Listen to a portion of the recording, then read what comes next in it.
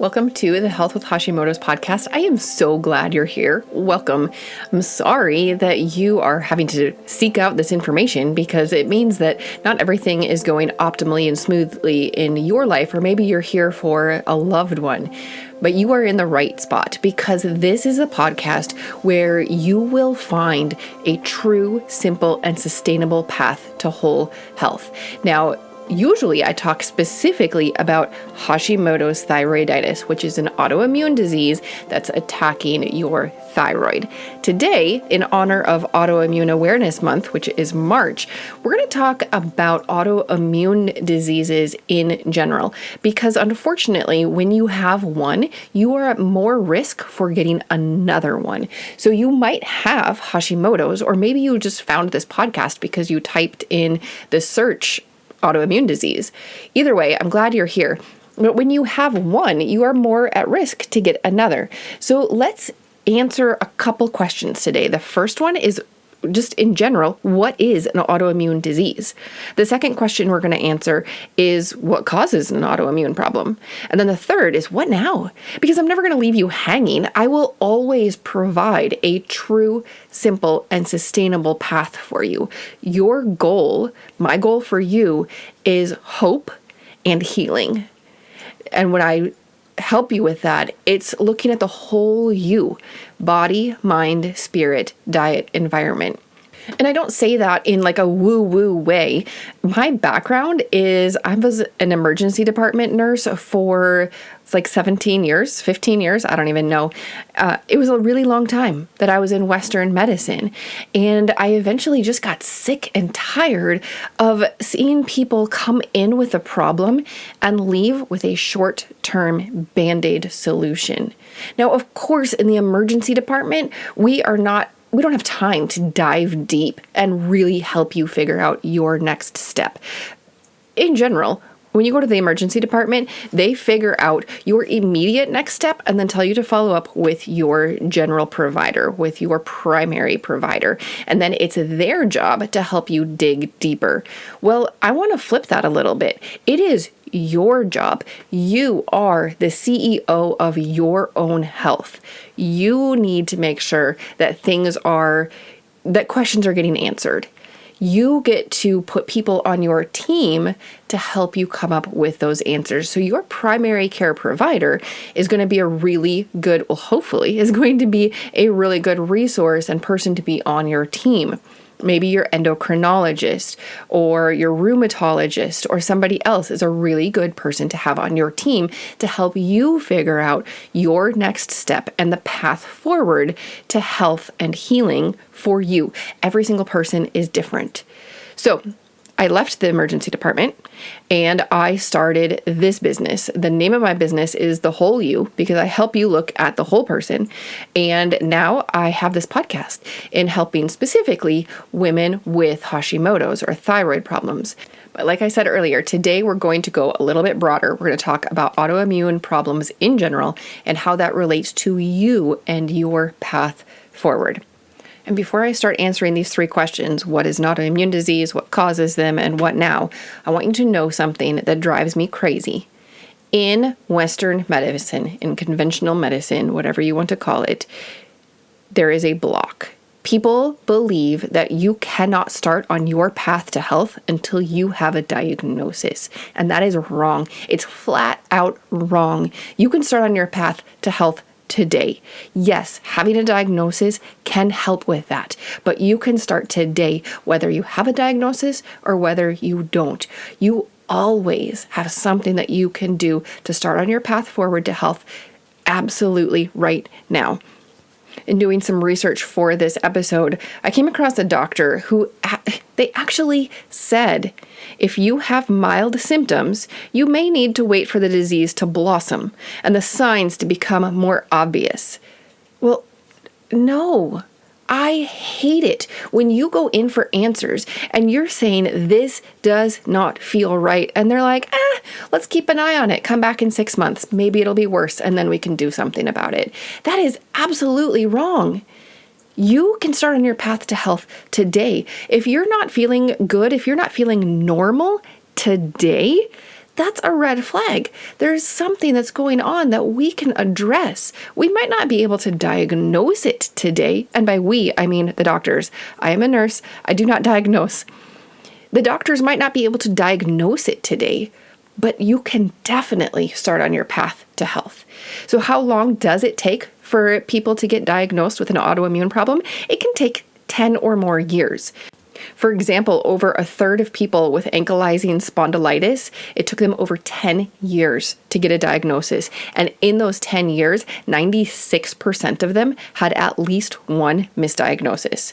For people with psoriatic arthritis, it took over 5 years for over a third of them to get their diagnosis. And again, 96% of them had at least one misdiagnosis. So keep searching for an answer, keep searching for a name, because it might help you get key things in your path to health. But know that you can absolutely start today. All right, so let's back up and answer question number 1. What is an autoimmune disease? Basically, it's your immune system getting confused and starting to attack you. Now, the name of the autoimmune disease can vary based on where your immune system is attacking. For example, if your immune system is attacking your thyroid, then we call it Hashimoto's thyroiditis. Every single autoimmune problem or disease has a different name, but they all originate from the same thing. It is your immune system getting confused. So different autoimmune diseases, you can have rheumatoid arthritis. It's primarily affecting your joints. Psoriasis, that's affecting your skin. Multiple sclerosis. I did not know that multiple sclerosis was an autoimmune disease, until this year. And I've been in healthcare since I was 16, and I'm 43 right now. But multiple sclerosis is an autoimmune problem, and it affects your central nervous system. Addison's disease, Graves' disease, celiac disease, lupus, alopecia, all of these are autoimmune diseases. There are over 100 different named autoimmune diseases, but they all involve your immune system getting confused and starting to attack you. So question number 2, what causes them? Well, it's your immune system getting confused, but where it attacks, that's usually genetic. Think of an autoimmune disease as seeking out the low-hanging fruit. And for you, the low-hanging fruit might be your thyroid. Your immune system is like, hey, let's attack this. For somebody else, it's going to be something different, a different tissue or a different organ, because that's their genetic disposition. Your autoimmune disease is typically impacted by your genetics. What else causes them? A lot of different things. Some you can control, some you can't. You cannot control your genes. You were born female or male. You can't control that. I know there's a lot of people saying that you can switch, but every single cell in your body is either male or female. And females have more autoimmune problems. In fact, 78% of people who have an autoimmune disease are females. 1 in 15 people in the US at least have an autoimmune problem. So of those 1 in 15, 78% are women. So you can't control your genes, you can't control your gender, but there are things that you can control that tend to cause autoimmune problems. Things like smoking and toxin exposure. You can control that. You can't control the environment that you were raised in. If your family, if your parents smoked growing up, obviously you can't change that and you can't go back in time and undo it. If you made decisions to smoke, or if you have a house that's filled with toxins, or you have a job that exposes you to a lot of toxins, you can't change the past. But those are things that can cause an autoimmune problem because they work on your immune system. But you can choose to stop doing some things like smoking. It might be hard to stop, but it's possible. You can choose to lower your toxins, everything that you're exposed to. It might take some work, but you can choose to make that decision and work through your house and perhaps where you are employed so that you can lower that risk factor. Other things like obesity impact your risk of autoimmune problems. And with obesity, it's impacted by your genetics. It's also impacted by the lifestyle and the food choices that have been handed down and that you were raised with. But you can lose weight. It is possible. Your genetics are not your destiny. And the other thing that can impact your risk of getting an autoimmune disease is having another one. Because like I said, it's like low-hanging fruit. So if your immune system is going haywire and it's starting to attack you, it goes after the easiest thing first. And then it's like, hey, I already got this one, so let's move to the next branch. And for many, many people, once they have one autoimmune disease, in a couple years, they will add another, and then sometimes another. That is not what we want. But before we can move to question 3, which is what do I do now, we need to talk about a couple more components of what causes an autoimmune disease. And if you've been a listener to my previous 29 episodes, you know what I'm going to say. There's 3 components to every single autoimmune disease. Number 1, a genetic component. We've already talked about that. Number 2, there's a gut component. And number 3, there's 1 or more triggers. So I already talked about the genetic component. If you're interested in more information about that, take a listen to episode 15 and 16. In episode 15, I answered a listener question about what to do if genetic testing reveals an increased risk for autoimmune problems. Now, specifically, I was referencing Hashimoto's. Take a listen to episodes 15 and 16 of this podcast. In episode 15, I talk about nutrigenomics and what you can do about your genes. I had a clip from a guest. Her name is Sarah Harding, and she explained nutrigenomics, meaning nutrition, and genomics, meaning your genes, and how you can, turn those on or off, and how you can have a healthy life despite having certain genetics. And then in episode 16, I answered the question, or I gave you 3 questions to ask yourself if you think you might have thyroid problems or an autoimmune problem. Those are super helpful episodes that you can go back and listen to for this first component of what causes an autoimmune disease, and that is your genetics. So go listen to episodes 15 and 16. I will link them in the show notes, but you can obviously search for them in your podcast player. As long as I'm talking about your podcast player, will you do me a huge favor? This is my 30th episode. Will you leave a star rating and a review if this has been helpful? When you leave a 5-star rating and when you leave a review, a written review, it does not have to be long, by the way, it tells the algorithm of each podcast player that this is helpful and could be beneficial to others, and they will help push it out to other people.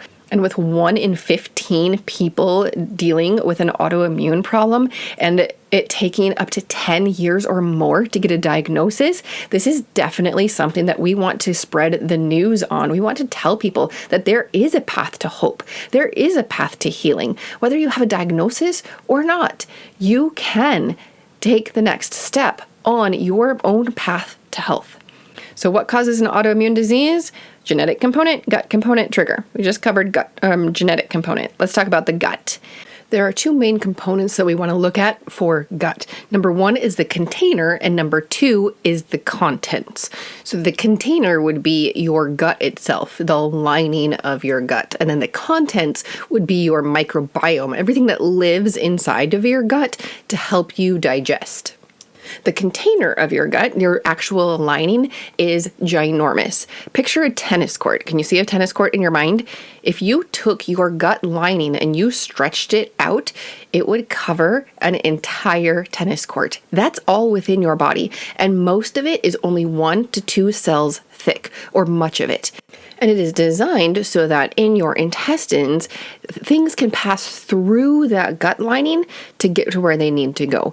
But if you've ever heard the term leaky gut, you know that those tiny little gaps that are supposed to be there can get bigger. And there are some things that cause that to get bigger. Some of them would include foods. And in a previous episode, I talked about the 4 foods that you might want to remove if you have an autoimmune disease. And then also just chew your food. Because when you have huge things knocking into the wall of the lining, well, of course, that's going to cause damage too. So chew your food and then go back and listen to that podcast episode where I talk about what you might want to remove so that you can reduce your incidence of leaky gut. Because when things that are too big get through the gut lining, that can cause problems. I also spoke quite a bit on the gut back 2 episodes ago, so 28. I talked about collagen and its role in the gut and what I am doing to repair my gut to help with my autoimmune flare. So go back and listen to that episode as well. So that's the container of your gut. Let's talk about the contents. Within your gut, you have a microbiome. The microbiome is made up of bacteria, fungi, protozoa, viruses. These things weigh in you about 5 pounds, and the microbiotica is involved with your nutrient digestion, with your vitamin synthesis, and then other metabolic processes. It's crucial for your health. And what we have learned about your microbiome and autoimmune diseases specifically is what bacteria live within your gut can impact if you're going to get an autoimmune disease. Like I said, every autoimmune disease has a gut component. And one of the things that we've learned is it depends on the bacteria in there. So it is really important to make sure that we are getting good bacteria every day. And I don't know about you, but I was raised to think bacteria are bad and we don't ever want them and stay away from them. Well, that's not quite true. There are good bacteria that really serve a purpose within our gut. It is important to have both prebiotics and probiotics every day. You want to have them together because the probiotics, those are the bacteria, they feed on your prebiotics. When you put them together, they have a synergistic effect. That means they work better together than alone. And some people have coined the term symbiotic, meaning the synergistic effect between the prebiotic and probiotic. So whether you're eating foods or getting supplements, make sure that you are always doing both together because you want it to be more effective. So that's prebiotics and probiotics. So that leads us to number 3, the triggers. And this is the 3rd big cause, but I'm sure you've noticed that with each of these causes, I am also answering the big question 3 of what now? What can I do now? So the 3rd cause of autoimmune problems are triggers. And every autoimmune condition has 1 or more triggers. And they can vary based on your specific autoimmune problem. But a lot of them are related to stress and sleep. I dedicated episodes 7 and 8 to stress. So there's a lot of tips in there because we all need to lower our stress. And then in episode 23, I talk about sleep extensively, how it can be a trigger for autoimmune diseases, and how to sleep better. I have an episode planned for the near future of more tips on sleep because it is so important for all autoimmune diseases, including what this podcast focuses on, which is thyroid problems, Hashimoto's thyroiditis. But that leaves you with this big question, what do I do now? I've given you lots of tips, but what are you going to do when you turn off your phone or wherever your podcast is playing? I want you to pick one thing. When I left the emergency department and I started doing this health coaching via Zoom, one of my very first clients said to me, her goal was to be 1% better every day. That is a fantastic goal. If you focus on getting completely better tomorrow, it's probably not going to work. It's too big of a step. If you focus on one thing and fixing it or improving it by 1% each day, you're going to make more progress. Maybe you've seen the picture of a ladder with the rungs like 5 feet apart. That's super, super hard to climb. And compare that to a ladder where the rungs are, spaced closer together. It's going to be much, much easier to climb that ladder. You're going to get to the top faster, 1% better every day, because you can start on your path to health and healing today. It is possible, whether you have a diagnosis or you don't. You could still be in that seeking phase, but you can always do something that's 1% better today. And that includes if your doctor has told you, we're just going to keep an eye on it, come back in 6 months. If you have been to your provider and you have not felt heard, you have not felt validated, you feel like they didn't listen to you and really hear your concerns, know that number one, you're not alone. There are other people going through this too. And number two, there's hope. You can start on your path to healing today. If you're wondering where to start, obviously I've given you a lot of actionable steps in this episode, but I also offer Hashimoto's health sessions. If you came to this episode today and you're like, well, Esther, I don't have Hashimoto's, so can I still book a coaching call with you? Yes, you can. We can still talk through what's going on and your next step. That is what I do in those sessions. I listen. You will feel heard. You will feel seen. You will feel validated because your symptoms are real. I'm not going to tell you they're all in your head. A significant number of people who have autoimmune problems have been told that their symptoms are psychosomatic. They are all in their head. What you're feeling, what you're experiencing are your experiences, and I'm not going to tell you that they're false. What we're going to do is I'm going to listen and then together help you figure out your next step. As a nurse and as a health coach, I do not provide a diagnosis, but what I do help you figure out is your next step. What can you do today, tomorrow, the next day to feel better and to start on your own path to health? This podcast is for informational and educational purposes only. Please be sure to discuss any concerns and plans with your trusted healthcare professional.